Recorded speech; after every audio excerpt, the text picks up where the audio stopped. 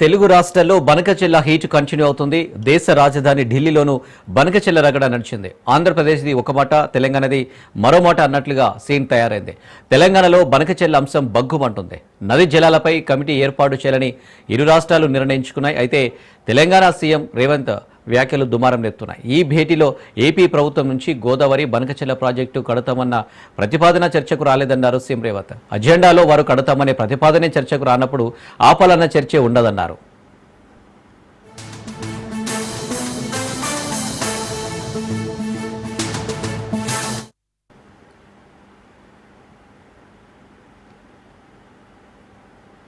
చెప్పడానికి ఎజెండాలో వాళ్ళు కడతామన్న ప్రతిపాదననే చర్చకు రానప్పుడు ఆపమనే చర్చనే రాదు. ఉన్న అన్ని సమస్యల్ని, కృష్ణా నది మీద, గోదావరి నది మీద, ఉమ్మడి రాష్ట్రాలకు ఉన్న సమస్యల్ని చర్చించడానికి, సమస్యల్ని గుర్తించడానికి అధికారులు, ఇంజనీర్లతో ఒక కమిటీ ఏర్పాటు చేసి ఆ కమిటీలో చర్చించిన తర్వాత మిగతా అంశాలు ముఖ్యమంత్రుల స్థాయిలో చర్చించుకోవాలని నిర్ణయం తీసుకున్నాము. వాళ్ళు తెలంగాణ సీఎం మాటలు అలా ఉంటే ఏపీ ఇరిగేషన్ మినిస్టర్ మాటలు మరోలా ఉన్నాయి. బనకచెల్లపై చర్చ జరిగినట్లు నిమ్మల రామనాయుడు తెలిపారు.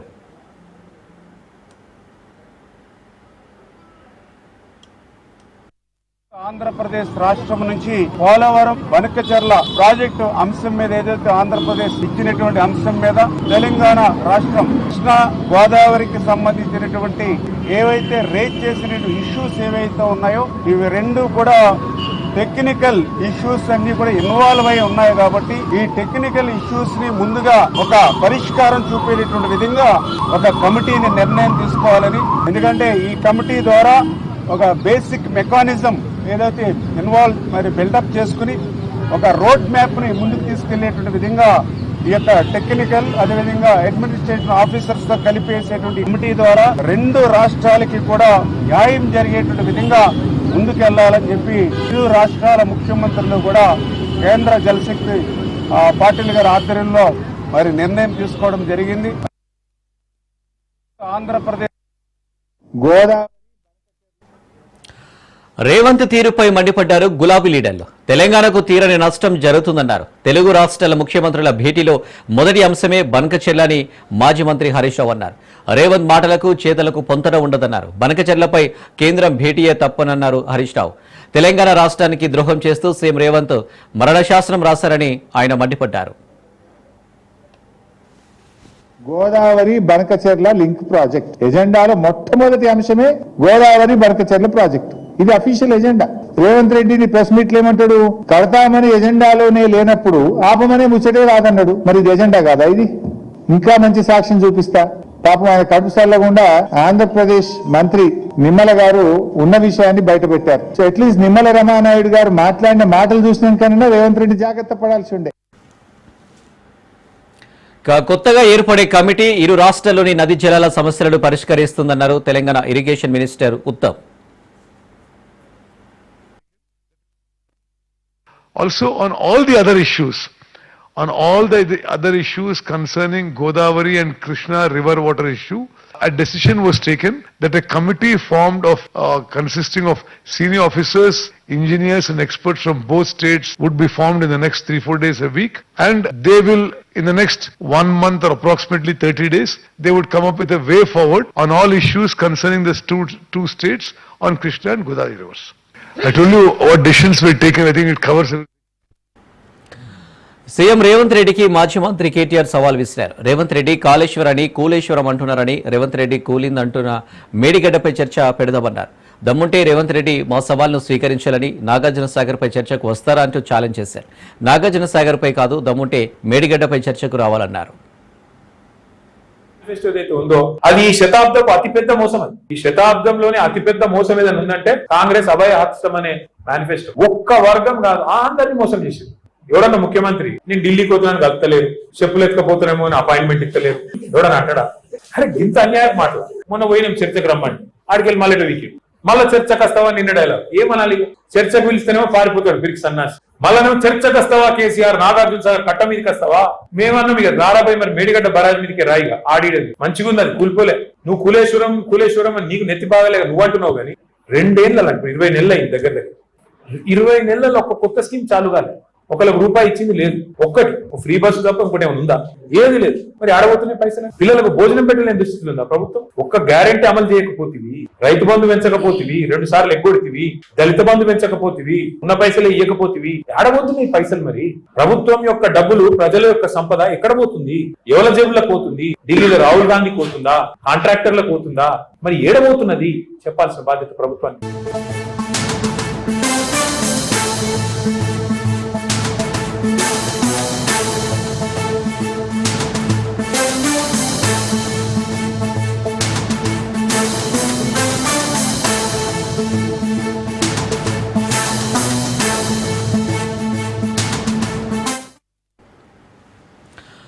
తెలంగాణ ప్రభుత్వం జెడ్పీటీసీ, ఎంపీటీసీ స్థానాలను ఖరారు చేసింది. రాష్ట్రంలో 31 జెడ్పీ స్థానాలు, 566 ఎంపీపీ, జెడ్పీటీసీ స్థానాలు ఉన్నట్లు ప్రభుత్వం వెల్లడించింది. తెలంగాణ వ్యాప్తంగా 5773 ఎంపీటీసీ స్థానాలు ఉన్నాయని పేర్కొంది. అదేవిధంగా 12778 గ్రామ పంచాయతీలు, 1.12 లక్షల వార్డులు ఉన్నట్లు తెలిపింది. ఈ మేరకు ప్రభుత్వం ఉత్తర్వులు జారీ చేసింది. త్వరలో స్థానిక సంస్థల ఎన్నికల షెడ్యూల్ వెలువడనున్న నేపథ్యంలో ప్రభుత్వం జెడ్పీటీసీ, ఎంపీటీసీ, గ్రామ పంచాయతీ స్థానాలను ఖరారు చేసింది.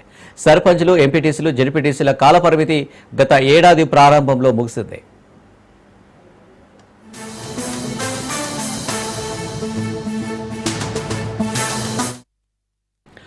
తెలంగాణ ప్రభుత్వం జెడ్పీటీసీ, ఎంపీటీసీ స్థానాలను ఖరారు చేసింది. రాష్ట్రంలో 31 జెడ్పీ స్థానాలు, 566 ఎంపీపీ, జెడ్పీటీసీ స్థానాలు ఉన్నట్లు ప్రభుత్వం వెల్లడించింది.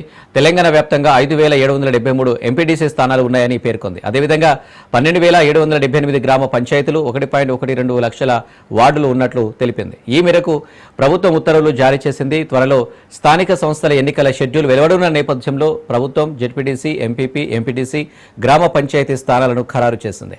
సర్పంచ్లు, ఎంపీటీసీలు, జెడ్పీటీసీల కాలపరిమితి గత ఏడాది ప్రారంభంలో ముగిసింది.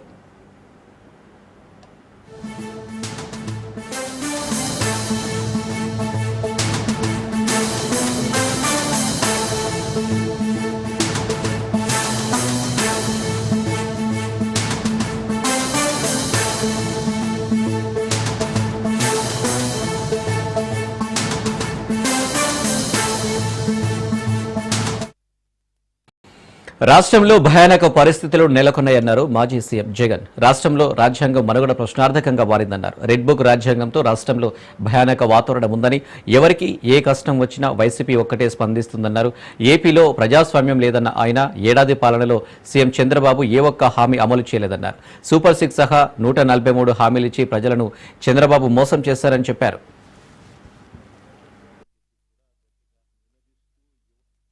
మార్చి 12న యువత పోరు పేరుతో ఆ పిల్లలకు తోడుగా ఉంటూ ఈ హామీయే కాకుండా నిరుద్యోగ భృతి సంగతి ఏమిటి, సంవత్సరం గడిచిపోయింది, ఇస్తానన్నావు కదా 36,000 ప్రతి సంవత్సరం, దాని గతి ఏమిటి అని చెప్పి కూడా గట్టిగా నినదిస్తూ యువతకు తోడుగా ఉండి మార్చి 12వ తారీఖున యువత పోరు నిర్వహించాం. జూన్ 4వ తారీఖున రాష్ట్ర వ్యాప్తంగా చంద్రబాబు చేసిన మోసాలను నిలదీస్తూ వెన్నుపోటు దినం కార్యక్రమం ద్వారా ప్రతి అసెంబ్లీ నియోజకవర్గంలో కూడా వేలాది మంది బాధిత ప్రజలతో కలిసి చంద్రబాబు నాయుడు గారు ఎగ్గొట్టిన సూపర్ 6, సూపర్ 7 హామీలనన్నీ కూడా ఎత్తి చూపిస్తూ ఈ ఎగ్గొట్టిన ఈ బాకీల సంగతి ఏమిటి, మీరిచ్చిన బాండ్ల సంగతి ఏమిటి అని చెప్పి గట్టిగా నిలదీస్తూ జూన్ 4వ తారీఖున వెన్నుపోటు దినం రాష్ట్ర వ్యాప్తంగా కూడా చేశాం.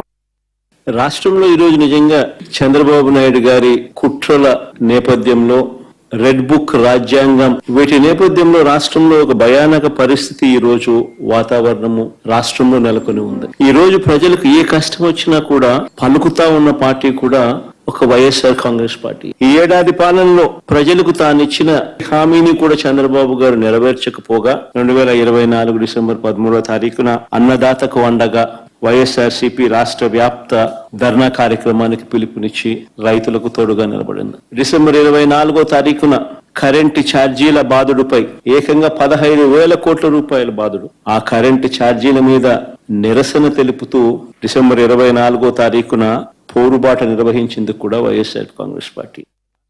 నెల్లూరు జిల్లా మరిపాడులో మంత్రి ఆనం రామనారాయణ రెడ్డి పర్యటించారు. వైసీపీపై మంత్రి ఆనం మండిపడ్డారు. వైసీపీ ఎన్ని పిల్లి గంతులు వేసినా చెల్లవని ఆయన విమర్శించారు. ప్రజలకు సంక్షేమ అభివృద్ధి 2 కళ్లుగా చేసుకుని అభివృద్ధి చేస్తున్నాయని ఆనం అన్నారు. రాష్ట్ర అభివృద్ధికి కేంద్రం సహకరిస్తుందని అన్నారు.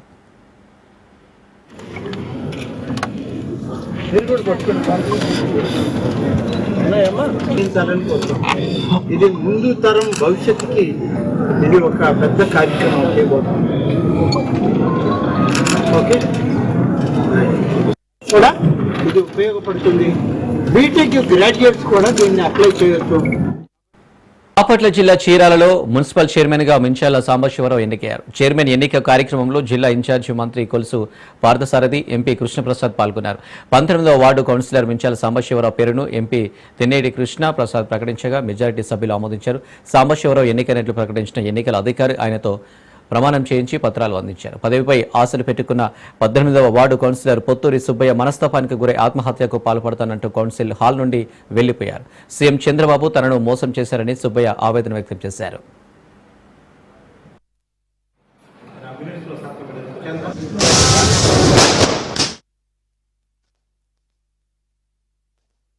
చీరాల్లో 33 వార్డుల ముందు 33 వార్డుల నుండి 33 కౌన్సిలర్లు అందరికంటే ముందు వచ్చిన వాళ్ళు నేను. ఈ రోజు నన్ను నిలువున మోసం చేసి నిలువున చంపేశారు. చీరాల మున్సిపాలిటీలో 16,000 ఓట్లు ఉన్నాయి. ఆర్వీసులు 83% వేసి గెలిపించాం బాబు గారు. చైర్మన్ గా మించాల సాంబశివరావు గారిని ప్రకటించారు. ఎంపీ గారే ప్రతిపాదించింది. ఇంకా నేను వచ్చేసానండి. ఈక్వేషన్స్ కుల సమీకరణ ప్రకారం న్యాయం జరిగిద్ది అన్నారు. ఆ లెక్కన ఏమనుకున్నాను, ఇక్కడ టౌన్ లో ఉన్నది మా వాళ్లే కదండి. మొన్న బలరాం గారు వాళ్ళు కాదనుకొని నేను వచ్చి చేసి చూపించాను. 2100 సభ్యత్వాలు చేశానండి. నన్ను ఈ విధంగా ఏదైనా విషం ఇచ్చి చంపేచ్చుగా బాబు గారు, చంద్రబాబు గారు, సీఎం గారు. 3వ కూడా నిలువున మోసం చేశారు. లేదు, దాన్ని కౌన్సిలర్ గా కూడా రాజీనామా చేసేస్తున్నాను. ఇంకా పార్టీలో ఉండను. నమస్కారం. అక్కడ ఉన్నప్పుడు 2 సార్లు మోసం జరిగింది. చైర్మన్ గా నాశనం చేశారు. 14 ఆస్తులు ఉంటే 12 అమ్ముకున్నానండి. అద్దె ఇంట్లో ఉంటున్నారు బాబు గారు. ఇదేనమాట నాకు చేసింది. భద్రాద్రి కొత్తగూడెం జిల్లా బూర్గంపాడు మండలంలో రైతన్నలు వర్షాభావ పరిస్థితులు ఎదుర్కొంటున్నారు. వరుణుడు ముఖం చాటేయడంతో నారుమల్లు నిర్రెలు బారుతున్నాయి. నార్లు ఏపుగా పెరిగిన సమయంలో వర్షాలు రాకపోవడంతో అన్నదాతలు ఆవేదన వ్యక్తం చేస్తున్నారు. ఎండిపోతున్న పంటకు రైతన్నలు ట్యాంకర్లతో నీటిని అందిస్తున్నారు. జిల్లాలో గోదావరి, కిన్నెరసాని, సీతారామ ప్రాజెక్టులు ఉన్నా నీటి కోసం రైతన్నలు అవస్థలు పడుతున్నారు.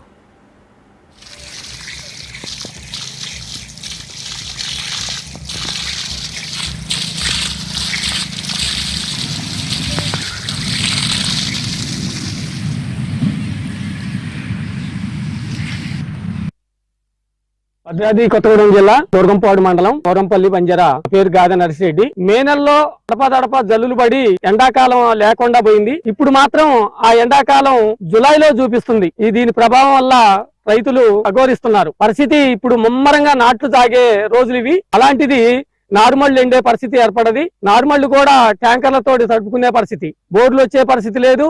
కాలువలు, చెరువులు, కుంటలలో నీళ్లు రాలేదు. వరుణుడు ముఖం చాటేశాడు. దీనివల్ల రైతులు మాత్రం దుమాన స్థితిలో ఉన్నారు. ఏమి చేయాలనో కూడా తోసన పరిస్థితిలో ఉన్నారు. వరుణుడు కరుణించట్లేదు. చుట్టూ గోదావరి ఉంది ఒక పక్క కిన్నెరసాని ఉంది, మరో పక్క సీతారామ ప్రాజెక్టు కాలువ బారుతుంది. కానీ చుట్టూ నీళ్లున్నా అన్ని ఉన్న అల్లు నోట్లో చేలన్న సన్నంగా మా బూర్గంపాడు మండలం అఘోరిస్తున్నారు. రైతులు మాత్రం ఇక్కడ సీతారామ ప్రాజెక్టు కాలువ నీళ్లు పారుదల అవుతున్నా గానీ ఇక్కడ మాత్రం నీరు లేని పరిస్థితి ఏర్పడది. ఇప్పుడు ట్యాంకర్లతోటి మాత్రం నీళ్లు 3 రోజుల నుంచి కూడా రైతులు ముమ్మరంగా ట్యాంకర్లతోటి నార్మల్ తడుపుకునే పరిస్థితి. ఈ తరుణంలో జులైలో ముమ్మరంగా నాట్లు వేసే టైం ఇది. ఇంకో 4 రోజులకైనా, ఇంకో వారానికైనా వర్షాలు వస్తాయేమోనని ఎదురు చూస్తున్నారు. ఇక్కడ ఉన్నటువంటి నాయకులు గాని, ఇక్కడ ఉన్నటువంటి అధికారులు గాని ఎలా చేస్తారు, ఏం చేస్తారు అనేది వేచి చూడాల్సి వస్తుంది రైతులు.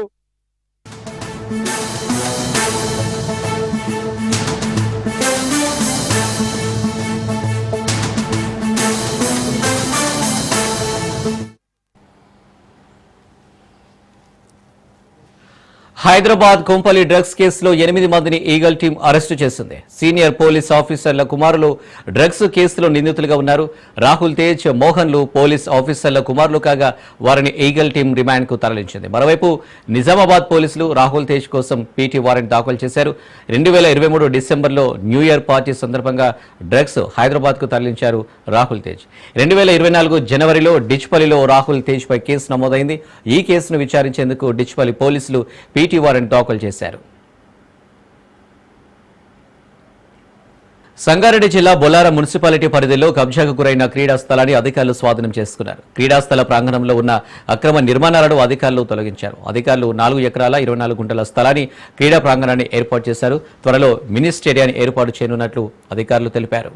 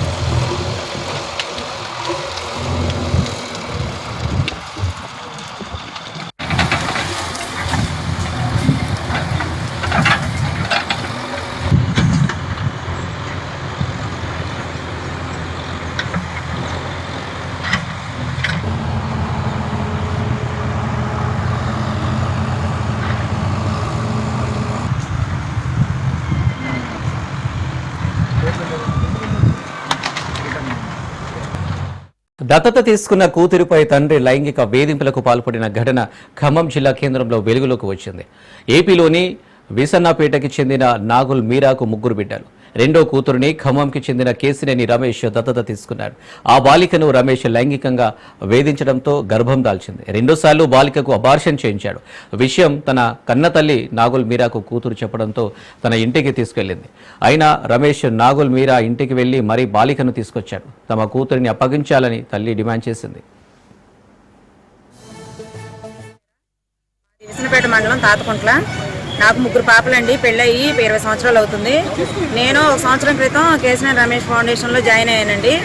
అయితే నా పాపని నేను మా పిల్లల్ని చదివించుకోవడానికి అందులో ఆఫీస్లో జాయిన్ అయ్యాను. ఆ కేసినేని ఫౌండేషన్ రమేష్ అనే అతను నేను ఫౌండేషన్ తరపున పిల్లల్ని చదివిస్తానని అడాప్ట్ చేసుకుంటున్నానని నన్ను మోసం చేసి నా కూతురిని సెక్సువల్గా ఉపయోగించుకుంటున్నాడు. నాకు ఆ విషయం తెలిసి నాకు నా రెండో కూతురిని ముల్లంగి లావణ్య అని అట్లా సెక్సువల్గా వాడుకుంటే నాకు తెలిసి ఆ విషయం నా పిల్లలు నా ఇంట్లోనే కాలేజీలో పంపించకుండా ఇంట్లో పెట్టుకుంటే వాడేంటి మొన్న 3 రోజుల క్రితం మిడ్ నైట్ నా పిల్లని తీసుకొని వెళ్ళిపోయాడు అర్ధరాత్రి మేము పడుకున్న తర్వాత.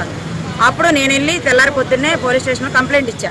సార్ నా కూతురు ఇట్లా మిస్ అయిపోయింది పలానోటి తీసుకెళ్ళాడని కూడా నేను కంప్లైంట్ ఇచ్చా. అయితే నేను కంప్లైంట్ ఇచ్చి 3 రోజులు అయిన తర్వాత వాడు ఫోన్ చేస్తే వాడు హైదరాబాద్లో ఉన్నా, నేను తీసుకొస్తాను పాపని, కాలేజీలో ఉంది మేడంతో మాట్లాడిస్తా అని అన్నాడు. మళ్ళీ వాడు చెప్పినట్టుగానే నేను ఖమ్మం తీసుకొచ్చి అప్పచెప్తా అంటే నేను కారు కట్టించుకొని మా ఊరు వాళ్ళని 1 ఇద్దరిని తీసుకొని కానిస్టేబుల్ గారిని ఇచ్చి ఎస్ఐ గారు మా విసనపేట ఎస్ఐ గారు కానిస్టేబుల్ ఇచ్చి పంపించారు. పంపిస్తే ఎక్కడ ఖమ్మంలో శ్రీకృష్ణ ఫంక్షన్ హాల్లో 1 గంట సేపు నన్ను పెట్టి ఒక 10 మందిని గ్రూప్ పెట్టుకుని వాడు నన్ను బెదిరించి నిన్ను చంపుతాను, నీ కూతుర్ని చంపేస్తానని నన్ను చాలా భయపెట్టారు. 2 గంటల సేపు కూర్చోబెట్టారు సార్.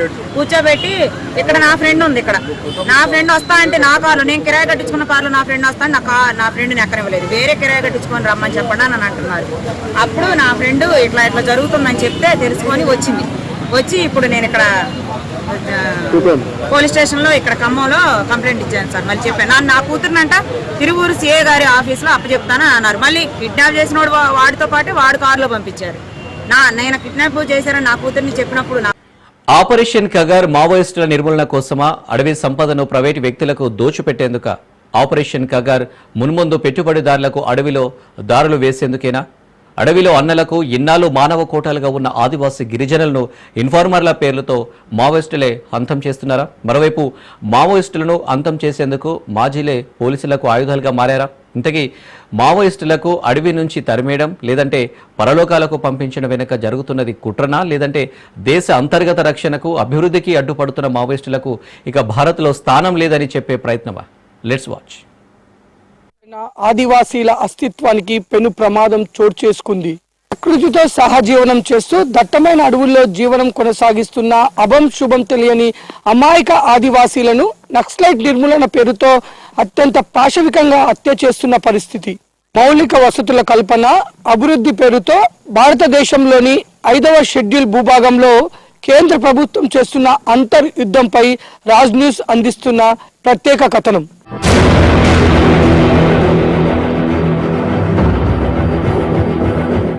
ఆపరేషన్ కగార్పై మానవ హక్కుల సంఘాలు మండిపడుతున్నాయి. ప్రభుత్వ రంగ సంస్థలను నిర్వీర్యం చేస్తూ పెట్టుబడిదారులకు దోచిపెడుతున్న సర్కార్ కన్ను అడుగుపై పడిందని, అందుకే అన్నలను అంతం చేస్తుందని హక్కుల సంఘాలు ఆరోపిస్తున్నాయి. అడవిలోని అత్యంత అరుదైన ఖనిజాలను దోచుకోకుండా అడ్డుగా ఉంటారనే మావోయిస్టులపై మరణ మృదంగాన్ని పోలీసు రాజ్యం మోగిస్తుందని మండిపడుతున్నాయి. రాజ్యాంగం ప్రకారం అడవి బిడ్డలకు ప్రత్యేక హక్కులుంటాయని, ఆపరేషన్ కగారు జరుగుతున్న ప్రాంతమంతా షెడ్యూల్ 5 కిందకు వస్తుందని, మున్ముందు జరిగే పెట్టుబడిదారుల దోపిడీని అడ్డు అదుపు లేకుండా చేసేందుకే మావోయిస్టుల నిర్మూలన అని ప్రజా సంఘాలు, స్థానిక నాయకులు ఆరోపిస్తున్నారు. ఈ రోజు ఆదాని అంబానీలా దోచిపెట్టడం కోసం 5th షెడ్యూల్లో ఏదైతే ఆదివాసీలకు ఏదైతే హక్కులు ఉంటాయో ఆ హక్కులను కూడా కాలు రాసి ఈరోజు వాళ్ళ యొక్క ప్రాణాలను ఈరోజు ఏ చెట్టును అడిగినా కూడా రక్తబొట్టు కారుస్తూ ఉంది. కాబట్టి ఈ యొక్క యుద్ధ వాతావరణం మంచిది కాదు. ప్రపంచంలో ఎక్కడ కూడా వాళ్ళు విదేశీయులు కాదు, మన భారత పౌరులు వాళ్ళ మీద ఈ రకమైన పాశవికమైన చర్యలు చేసుకుంటూ కాల్పులు చేయడం, 2006 వరకు వాళ్ళ యొక్క మావోయిస్టులను ఏరివేస్తామని చెప్పడం ఇది దుర్మార్గమైన చర్య. కేంద్ర ప్రభుత్వం వెంటనే ఈ కగార్ ఆపరేషన్ వెంటనే ఆపి వాళ్ళు ఏదైతే శాంతి చర్చలు అంటున్నారో శాంతి చర్చల్లో వాళ్ళు ఏం చెప్తారో ప్రభుత్వం వాళ్ళతో చర్చలు జరిపి అది సానుకూలంగా ఉంటే సానుకూలంగా స్పందించాలి. కానీ ఈరోజు ప్రపంచవ్యాప్తంగా ఎక్కడ కూడా జరిగినటువంటి దుర్మార్గమైన చర్య మన భారతదేశంలో ఛత్తీస్గఢ్లో మానవుల మీద ప్రదర్శిస్తూ ఉన్నారు. ఈ యొక్క పాశవిక చర్యను వెంటనే ఆప్ చేయాలని చెప్పేసి మేము డిమాండ్ చేస్తా ఉన్నాం.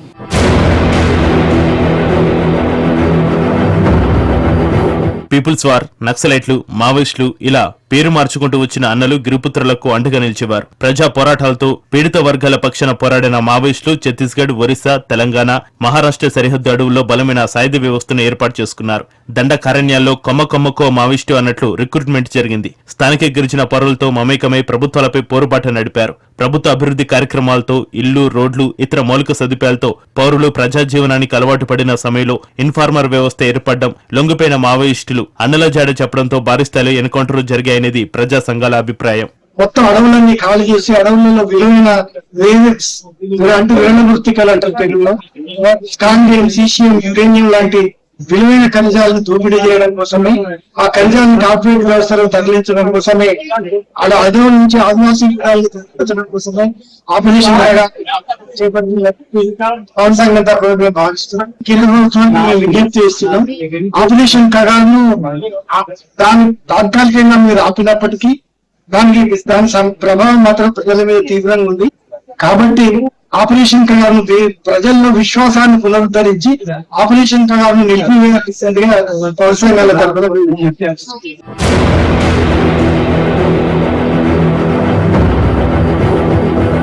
మావోయిస్టులను అంతం కోసం చేపట్టిన ఆపరేషన్ కగార్ గిరిపుత్రులకు అభివృద్ధి ఫలాలు అందించేందుకు కాదనేది సానుభూతి పరుల అభిప్రాయంగా అనిపిస్తోంది. ముందుగా మావోయిస్టులను అడవి నుంచి దూరం చేసి సహజ వనరులను పెట్టుబడిదారులకు అప్పచెప్పడమే సర్కార్ ఎజెండా అనే విమర్శలు వ్యక్తమవుతున్నాయి. గిరిపుత్రులకు వెన్నుదన్నుగా ఉన్న మావోయిస్టులు అడవిలో ఉంటే ప్రైవేటీకరణ సాగదని, అందుకే నక్సలైట్లు లొంగిపోతామని చెప్పినా వారి చావు చూసే వరకు సర్కార్ వెనకాడడం లేదని ఆరోపణలు వస్తున్నాయి. షెడ్యూల్ ప్రాంతవాసుల కోసం రాజ్యాంగం కల్పించిన రక్షణలో అడవిలో మావోయిస్టులు ఉంటేనే సాధ్యమనే భావనలో కొద్దిమంది ఉన్నారు. ప్రపంచవ్యాప్తంగా వేగంగా మీరు సంపద పెంచుకోవాలంటే ఇవాళ ఖనిజాలు అనేవి చాలా అత్యవసరం అయిపోయాయి కనుక ఇవాళ మన దేశంలో ఆదివాసీ ప్రాంతాల్లో ఖనిజ వనరులు కార్పొరేట్ చెప్పడం ఏమన్నా అభ్యంతరం కానీ, ప్రభుత్వమే ఒకవేళ పెద్ద అవసరాల కొరకు బ్రిడ్జులు అడుగుతున్నాము, లేకపోతే ఎట్లేమో పెడుతున్నాము, మాకు కొంత ఖనిజాలు కావాలంటే ఆదివాసులను ఒప్పించిన అంత కష్టం కాకపోవడం. కానీ మేము ప్రైవేట్ వాడికి అప్పులు ఎక్కువ లాభాలు చేసుకుంటారంటే దానికి వ్యతిరేకంగా ఒక రకంగా ఆదివాసీ ప్రజలు తమ గొంతెత్తి మాట్లాడుతున్నారు. ఈ మొత్తము అప్రోచ్ ప్రభుత్వం యొక్క విధానం ఇది. అది చట్టబద్ధంగా, రాజ్యాంగబద్ధంగా, రాజ్యాంగం చేసిన ప్రమాణాల ప్రకారం అది ఒకవేళ ప్రభుత్వం చేస్తే ఇంత గందరగోళం ఆదివాసీ ప్రాంతాల్లో ఇంత గందరగోళం జరగదు. ఇది ఆగిపోవాలన్నా వాళ్ళ యొక్క డిమాండ్, వాళ్ళ యొక్క సెంటిమెంట్స్, వాళ్ళ అవసరాలు, వాళ్ళ అడవి ఏదైతుందో అది వారు కాపాడవలసిన అవసరం ఉన్నది.